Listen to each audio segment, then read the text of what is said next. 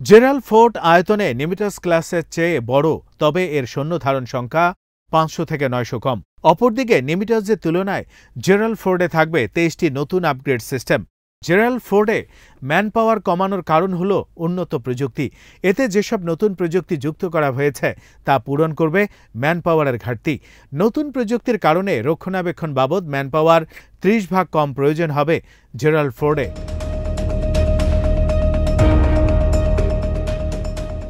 নিমিটাস ক্লাসের মোট ১০টি বিমানবাহী রণতরী রয়েছে। এর প্রথমটি চালু হয় ১৯৭৫ সালে, আর দশম রণতরী চালু হয় ২০০৯ সালে।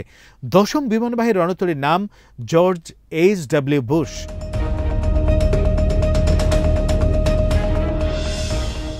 উনিশশো সালে যুক্তরাষ্ট্র নেভিতে নিমিটাস ক্লাস বিমানবাহী রণতরী যুক্ত হওয়ার পর থেকে এটি পরিণত হয় তাদের পাওয়ার প্রজেকশন বা বহির্বিশ্বে যুক্তরাষ্ট্রের শক্তি প্রদর্শনের অংশ।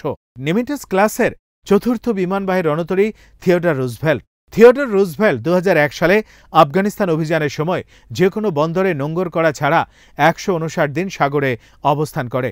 বর্তমানে এটি মধ্যপ্রাচ্যে নিয়োজিত ইসরায়েলকে রক্ষায়।